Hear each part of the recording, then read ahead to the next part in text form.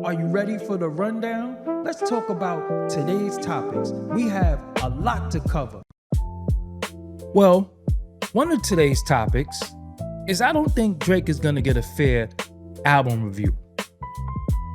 Now, when I say fair, that don't mean that it has to be favorable. That doesn't mean it has to be horrible. I just think that whoever is reviewing the album, if you like Drake, you're going to review it favorably. And if you don't like Drake, you're going to say you don't like it. If you feel like he lost the beef to Kendrick, and you are a Kendrick fan and you like it, you're not going to admit that you like it. If you don't like Kendrick and you feel like Kendrick lost, then you're going to say you like it. So that's what I mean by fair. I feel like any album opinion you see from some is going to be biased. Me personally, I don't trust a lot of people's music taste anyway. I've yet to listen to the album because there's no way that I could digest 3 albums in a weekend, a day. I like to sit with music and really digest it. Maybe play one song 3-4 times. I don't even like to skip through songs sometimes. So, when people give their review and say something is a classic in a day, an hour, I'd be like, how did you come up with that? Because many times the songs that people like don't even be the songs that I like. I like sleepers on albums. I like songs for different reasons. My takeaway with Drake is when I like the production, I tend to like the record. Because it's not like he can't rap to me, but sometimes he raps to music, the beat that is, that I don't like. So if I don't like the beat, I tend not to like the song. That don't mean the raps is corny. That don't mean the hook is corny, the song is corny. I just don't like the production. Y'all know that I am production driven, although I am very versed in lyrics and hookah rap and cadence and flow and metaphors and everything. But I love production. So I will admit that I'm biased when it comes to that.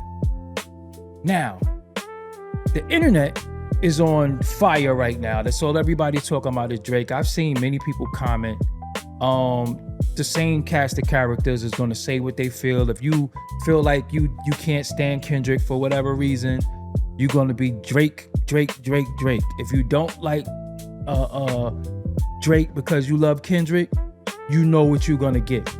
So that's why I feel like he's not going to get a fair review. But let's see what the internet is saying.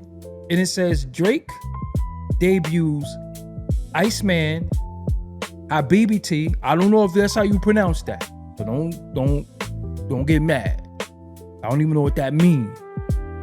And Maid of Honour. And the way honor is spelled Canadian, because that ain't how we spell honor in America. So whatever that means, let's let that horn. All right, I just had to do that. Fell in love with the music real quick. So, if you look at the reviews right here, you got 5 Pitchfork, 5 takeaways from Drake, Iceman, and 5 takeaways from 3 albums. Come on, how could you only get 5 from 3 albums? Okay. You have Los Angeles Times breaking down Drake's Temu haul of an album drop. I get what a Temu haul is, but Temu, one time I bought what I thought was a queen size sheet from them, and that shit was a baby sheet. It was a twin bed sheet. So to me, the things that I bought from Temu, I bought 2 things, and they look large in the picture. It was miniature. So metaphorically, them saying that could be disrespectful to me. I don't know how y'all would take that. Daily Star. And these are the people who's coming up. So it's not like I'm looking for anybody, but this is who's coming up. And then if you look at some people's Substacks is coming up, and I could look at where it says mediocre, recycled flows, and lukewarm beats make up 90% of the album. And it plays like Drake asked AI, what makes me the biggest artist? And I didn't even read anymore. But this is what we can see with the naked eye. Of course, Pitchfork did the 5 takeaways. But the AI had a whole breakdown. So if you go to Google, it gives you an AI overview.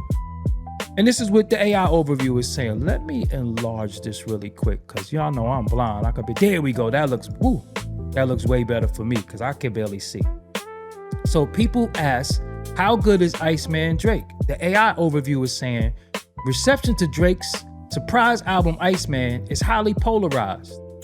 No pun intended, polarized, Iceman. Anyway, fans praise it as a sharp return to form for his technical rapping, while critics feel it is bloated and relies too heavily on recycled flows and lukewarm production.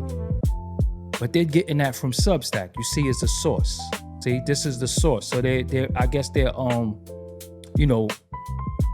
getting all of that and combining it. Here's a breakdown of what critics and fans are saying. The strengths. The Revenge Tour rapping. Iceman is the most rap-heavy of the 3 album drop. Fans love that he aggressively bars up and takes aim at his rivals.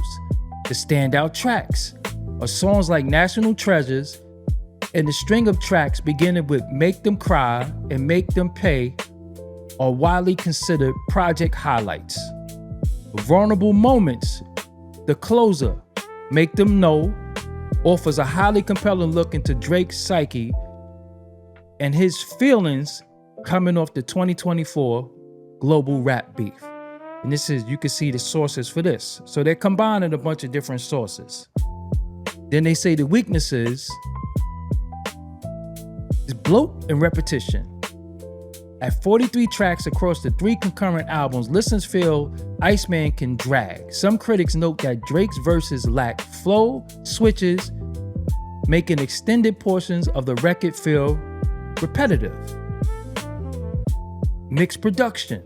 While some tracks features excellent soul samples and heavy bass, others are criticized as uninspired streaming fodder with unoriginal beats.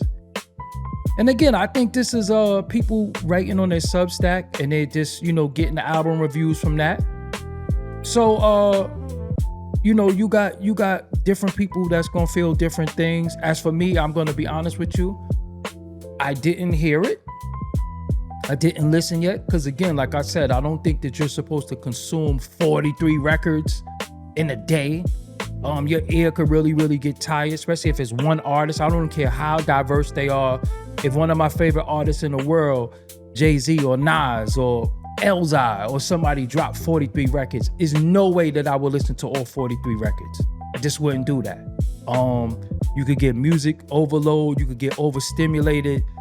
Sometimes you just got to take a break and then come back to it. So people who listen to all 43 and then have an opinion, I question them anyway.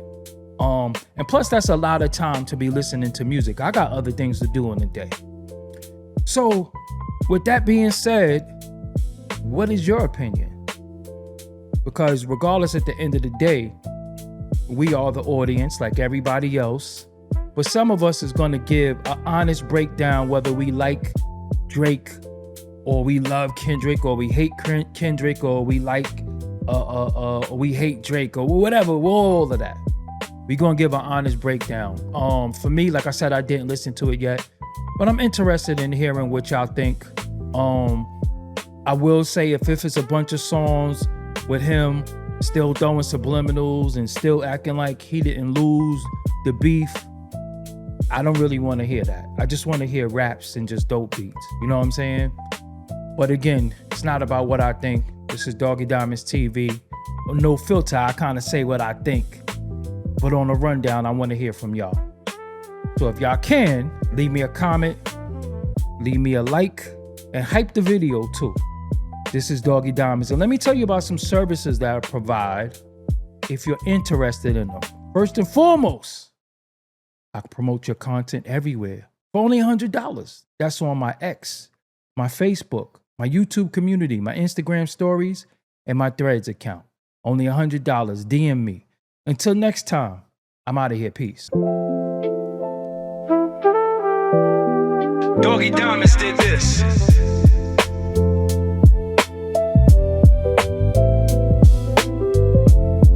Doggie Diamonds did this.